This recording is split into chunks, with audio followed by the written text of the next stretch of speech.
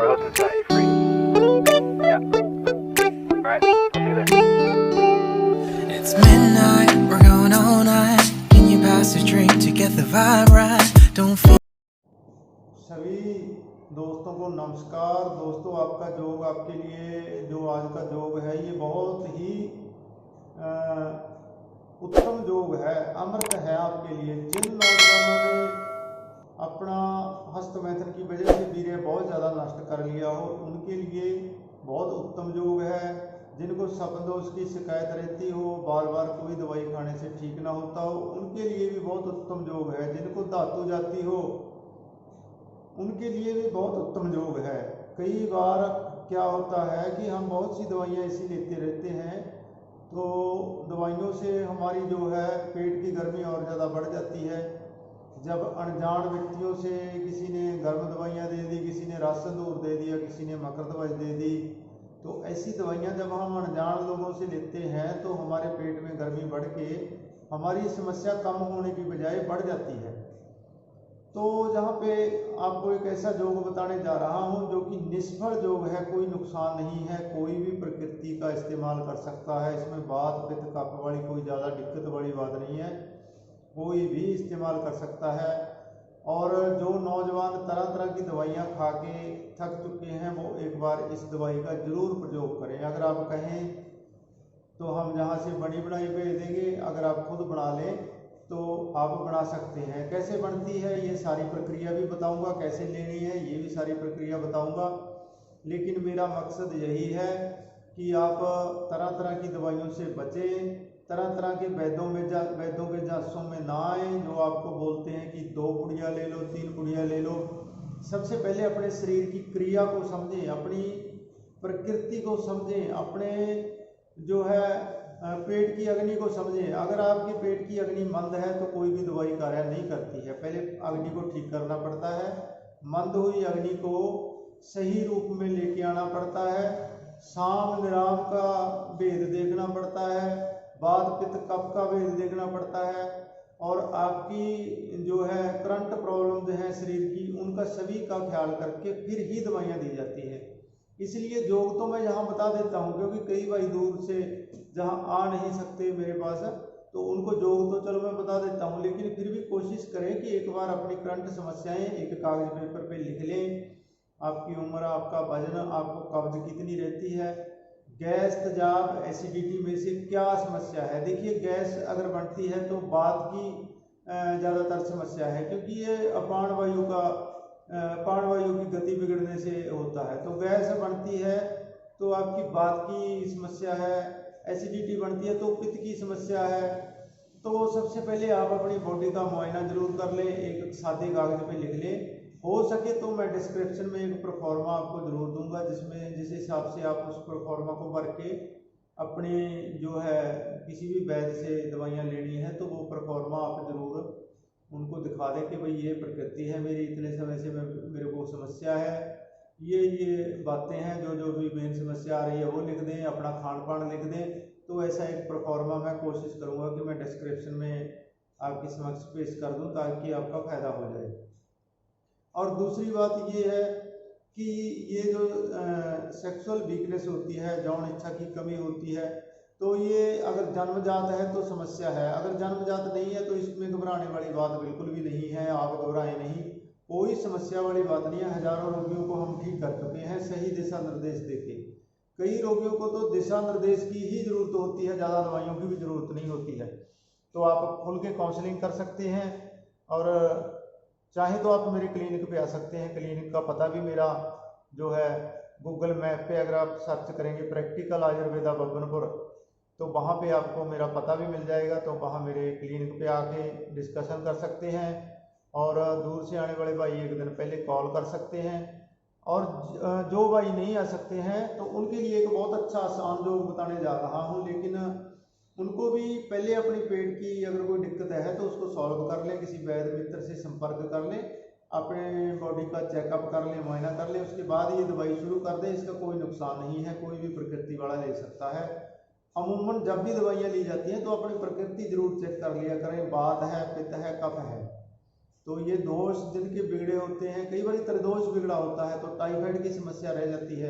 अगर टाइफाइड रहेगा तो कोई भी दवाई आपको कार्य नहीं करेगी जिनके अंदर टाइफाइड रहेगा।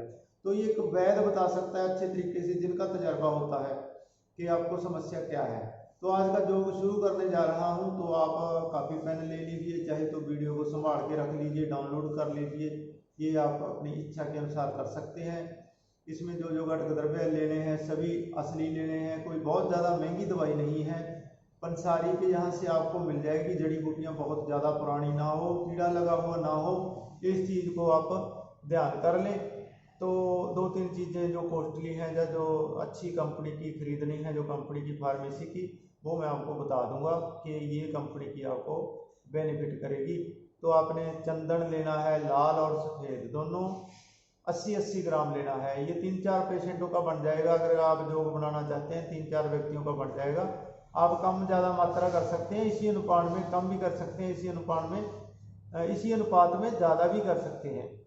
लाल और सफ़ेद चंदन 80-80 ग्राम दोनों, 80 ग्राम लाल चंदन, 80 ग्राम सफ़ेद चंदन। ताल मखाना इसका आधा लेना है। अगर लाल और सफ़ेद चंदन आपने 80-80 ग्राम लिया है तो ताल मखाना 40 ग्राम, खसखस 40 ग्राम, मोचरस 40 ग्राम, गोंद कतीरा 40 ग्राम, बबूल गोंद जिसे किक्कर गोंद भी बोलते हैं 40 ग्राम, किक्कर की फली कच्चियाँ हम तो तोड़वा के रखते हैं, कच्ची फली जिसमें बीज ना पड़ा हो, लेकिन फिर भी आपको ना मिले तो आप पंसारी से ले लें। किक्कर फली ये भी 40 ग्राम, कमरकस 40 ग्राम, सूखे सिंघाड़े 40 ग्राम, और इसबगोल का छिलका लेना है आपने 150 ग्राम। तरवंग भस्म लेनी है कलेड़ा फार्मेसी की 28 फुटी, ये आपने लेनी है 100 ग्राम। तो सभी दवाइयाँ आसानी से मिल जाएंगी और एक व्यक्ति का योग नहीं है, इससे 3-4 व्यक्तियों का योग बन जाएगा। एक व्यक्ति के लिए बनाना है तो मात्रा कम इसी अनुपात में कर दे, लेकिन एक व्यक्ति का बनाएंगे तो काफ़ी कॉस्टली पड़ जाएगा, इसलिए 3-4 व्यक्तियों का योग मैंने बता दिया है। वैद्य मित्र भी इसको नोट कर लें, अपने क्लिनिक पे चला सकते हैं, कोई दिक्कत वाली बात नहीं है, बहुत ही अच्छा योग है। कल परसों मुझे एक डॉक्टर साहब ने फ़ोन किया था तो मैंने उनको भी ये बताया था कि क्लिनिक पे आप अपने ये योग चला लें, इसकी कोई दिक्कत वाली बात नहीं है। तो जिनका बहुत ज़्यादा वीर्य नष्ट हो गया हो, सपन दोष की समस्या हो, शीघ्र पत्र की समस्या हो, स्तंभन ना होता हो और को देखते ही वीर्यपात हो जाता हो, स्पर्श करते ही वीर्यपात हो जाता हो, ऐसे रोगियों के लिए अमृत समान योग है। इसको बढ़ाएं और इसका लाभ लें। सबसे पहले आपने सभी जड़ी बूटियों को कूट लेना है, अच्छे प्रकार से कूट लेना है। ध्यान रखें, छिलका इसबगोल आपने ना मिक्सी में कूटना है ना ही इमाम दस्ते में कूटना है, छिलका इसबगोल को ऐसे ही रखना है आपने। और जो आपके पास गोंद है, गोंद किक्कर, गोंद बबूल, कमरकस और एक गोंद और आई है इसमें मैंने बोला है, तो जितनी भी गोंदे हैं वो आपने भून लेनी है तवे पे, हल्की हल्की आग पे, 1 चम्मच देसी घी का डाल के तवे पे ये जितनी गोंदे हैं 4-5 तरह की, इनको भून ले ताकि ये कच्ची ना रहे, आपके दांतों में ना आए। तो गोंदों को पहले भून लें। गोंद को भूनने के बाद उसके बाद जो जड़ी बूटियाँ इनको हमाम दस्ते में आप हल्का हल्का कूट लें पहले, फिर आप मिक्सी का राउंड लगा सकते हैं। और जब सभी जड़ी बूटियाँ मिल जाएँ तो इसमें जो आपके पास तरवंग भस्म है 100 ग्राम, कलेड़ा फार्मेसी की लेनी है 28 फुटी, दूसरी रिजल्ट नहीं देती। अगर आप कल को कहें कि मुझे अच्छा परिणाम नहीं मिला है, या तो किसी वैद्य के हाथ की बनाई हुई हो या कलेड़ा फार्मेसी की 28 फुटी हो, तो उसी से इसका रिजल्ट अच्छा मिलता है। दूसरी फार्मेसियों की इतनी अच्छी तरवंग भस्म नहीं आती है। तो ये आप सभी जड़ी बूटियाँ इकट्ठी करके अंत में आप तरवंग भस्म मिला दें और छिलका इसबगोल बिना पीसा हुआ मिक्स करना है। अगर आप पीस के मिला लेंगे तो आपके पेट में दर्द रहना शुरू हो जाएगा, आपकी आंतड़ियों में जम जाएगा। तो छिलका इसबगोल पीसना नहीं है, इस बात को बार बार मैं दोहरा रहा हूँ। कई बार अब पीछे से मैंने एक भाई को योग बता दिया था, तो उन्होंने थोड़ी बहुत आयुर्वेद की जानकारी रखते थे, तो मैंने सोचा कि चलो इनको पता ही होगा, तो उन्होंने छिलका इसबगोल को भून के अपना पीस के डाल लिया, तो उनको बहुत ज़्यादा कॉन्स्टिपेशन भी हो गया और उनके पेट में दर्द रहने लग गया, पेट फूला फूला रहने लग गया। क्योंकि छिलका इसबगोल को कभी भी जब हम आयुर्वेद के ग्रंथों का अध्ययन करेंगे तो वहाँ पे लिखा हुआ है कि छिलका इसबगोल को कभी भी पीसना नहीं है। जैसे गोंद है, गोंद कोई भी है तो उसको हल्का सा भूनना चाहिए। तो ये चीज़ें ग्रंथों के अनुभव से मिलती है और अपने रोगियों के साथ बातचीत करने से मिलती हैं कि कौन सी दवाइयाँ क्या विकार पैदा करती हैं। दूसरी बात, हमारे ग्रंथ, हमारे आचार्य हमारे चरक जी, धनवंतरी जी, भागवत जी जो सैकड़ों वर्ष पहले लिख गए, तो उन ग्रंथों की बातों को हम कभी जुटला नहीं सकते। तो उसके बाद आपने क्या करना है, जब ये आपकी सभी दवाइयाँ मिक्स हो जाएं, किसी डब्बे में बंद कर लें। इसकी मात्रा 2 से 3 ग्राम है। 3 ग्राम छोटा चाय वाला चम्मच सुबह खाली पेट लेना है, 3 ग्राम शाम को लेना है। खाली पेट का मतलब ये होता है कि जब आप टॉयलेट वगैरह से फ्रेश होके आए उस टाइम ये चूर्ण ले लें। इसके साथ में आप दूध पी लें। तो दूध में थोड़ी मिश्री डाल लें, जिनको शुगर है वो मिश्री मत डालें। तो ये बहुत ही अच्छा योग है। इसका लगातार इस्तेमाल कर सकते हैं, 2 महीने इस्तेमाल कर सकते हैं, 3 महीने इस्तेमाल कर सकते हैं। जो बच्चे परीक्षा की तैयारियां कर रहे हैं और हस्तमैथुन कर लिया है, दिमाग में कोई विकार आ गया है, बार बार ये ख्याल आता है कि हमने हस्तमैथुन से बहुत नुकसान कर लिया है, ज़्यादाश्त कमज़ोर हो गई है, आँखें अंदर धंस गई हैं, उनके लिए ये योग जो है अमृत समान है। इसके अलावा बड़ी उम्र के जो रोगी हैं, कई बार ज़्यादा व्यसन की वजह से, कोई नशे, अफीम, मुक्की वगैरह की वजह से उनका वीर्य इतना पतला हो जाता है, या लगातार ड्रिंक करने की वजह से उनका वीर्य इतना पतला हो जाता है कि वो औरत के पास जाने से घबराते हैं। तो ऐसे रोगियों के लिए ये बहुत ही अच्छा योग है, इसको बढ़ाएं और इसका लाभ लें।